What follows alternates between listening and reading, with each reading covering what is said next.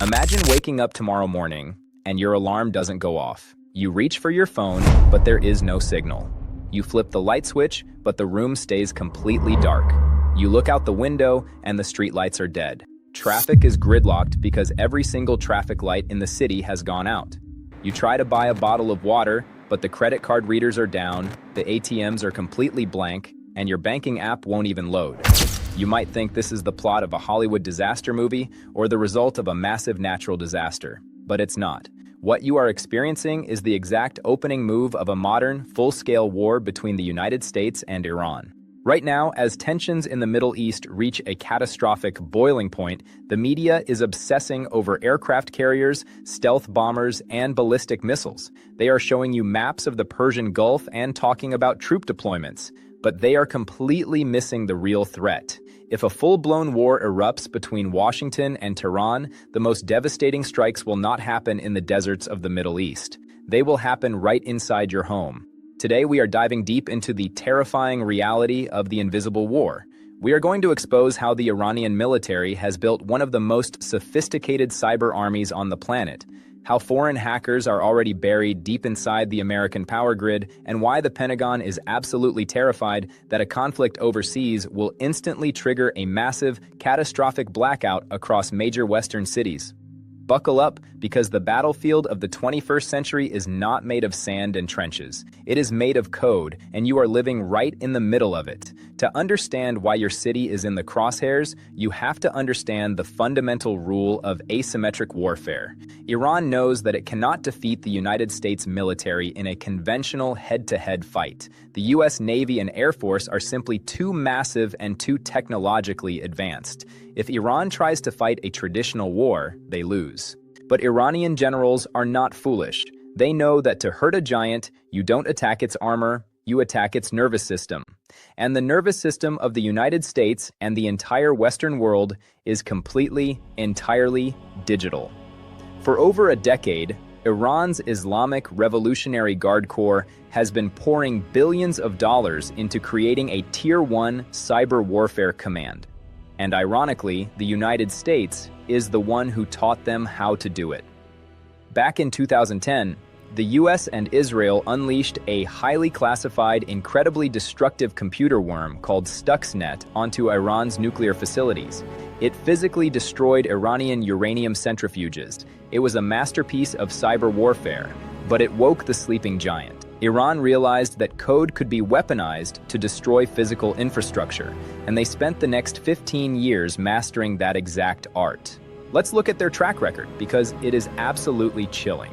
In 2012, Iranian state-sponsored hackers unleashed the Shamoon virus on Saudi Aramco, the largest oil company in the world. In a matter of hours, the virus wiped the hard drives of over 30,000 computers, replacing their screens with the image of a burning American flag. It forced the most valuable company on Earth to go back to using typewriters and fax machines for months. Shortly after that, Iranian hackers launched Operation Ababel. They executed massive denial-of-service attacks against the biggest financial institutions in the United States. JP Morgan Chase, Bank of America, Wells Fargo, all of them were hit. Their websites crashed, and millions of Americans were temporarily locked out of their bank accounts. But those attacks were just target practice. Today, the capabilities of Iranian cyber warriors have evolved into something far more dangerous. They are no longer just looking to crash a website. They are looking to hijack the physical infrastructure that keeps you alive.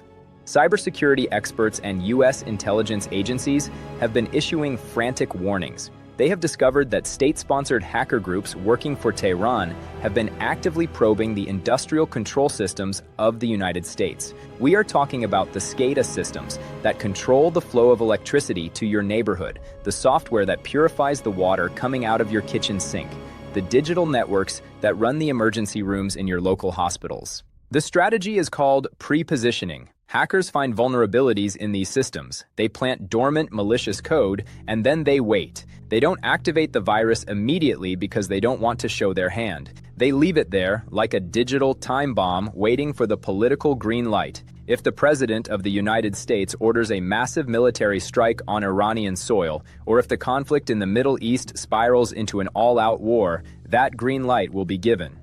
Within minutes of American bombs dropping in the Middle East, the Iranian Cyber Command will execute a massive retaliatory strike. But it won't be with physical missiles. Suddenly, regional power grids across the United States and Europe could experience catastrophic failures. Transformers could be digitally manipulated to overheat and explode. Water treatment facilities could have their chemical mixtures altered, making tap water undrinkable. Hospital networks could be hit with aggressive ransomware, locking doctors out of patient records during critical surgeries. And then comes the financial hit. Imagine a coordinated cyber attack that corrupts the algorithms on Wall Street or freezes the clearinghouses that process trillions of dollars in daily transactions. If people cannot access their money, if they cannot buy food because digital payment systems are down, and if the lights are out, society breaks down with terrifying speed. But the nightmare doesn't stop at your bank account or your local hospital. Think about the physical supply chain that keeps your city alive. Grocery stores operate on a strict, just-in-time delivery system. If the transportation networks, railway dispatch algorithms, and massive port logistics are hacked and scrambled, the food supply completely freezes. Within 48 hours, supermarket shelves would be entirely empty. Panic buying would immediately escalate into severe civil unrest. And this isn't just a theoretical doom scenario cooked up in a think tank. Just recently, the FBI, the NSA, and the Cybersecurity and Infrastructure Security Agency, CISA, issued urgent, unprecedented joint advisories. They explicitly warned that hostile state-sponsored cyber actors are actively embedding themselves into the critical infrastructure of the United States. They use a terrifying technique called living off the land, which means they don't even use typical malware that your antivirus software can easily detect. Instead, they hijack the native, built-in administrative tools of the computer systems themselves. They hide in plain sight like digital ghosts. They are already inside the house, quietly mapping the blueprints of our survival systems. The psychological impact of this invisible war is exactly what Tehran wants. The goal is to create so much domestic chaos, so much panic and economic devastation inside the United States that the American public demands an immediate end to the war. It is the ultimate leverage. If you bomb our cities, we will turn off yours. And here is the most terrifying part. The United States is incredibly vulnerable to this kind of attack. Why? Because unlike the military network, which is heavily isolated and guarded, the vast majority of critical infrastructure in the U.S. is owned by private companies.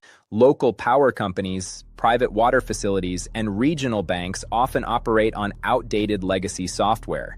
They simply do not have the billions of dollars required to defend their networks against a highly sophisticated military-grade cyber attack from a hostile nation-state. We are living in an interconnected glass house, and our adversaries have a massive pile of digital stones. As the drums of war beat louder in the Middle East, the real front line is not a desert thousands of miles away. The front line is the router sitting in your living room. The front line is the server running your local power plant. The era of traditional warfare, where civilians watch the conflict safely on their television screens, is officially over. In the invisible war, there are no bystanders, and there are no safe zones. What do you guys think?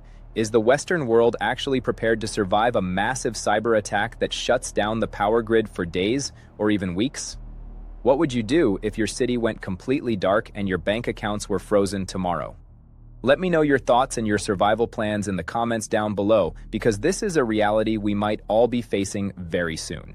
If you want to understand the real threats happening behind the mainstream headlines, hit that subscribe button, like this video, and turn on the notification bell so you don't miss our next deep dive into global geopolitics. Thanks for watching, stay safe, stay prepared, and I'll see you in the next one.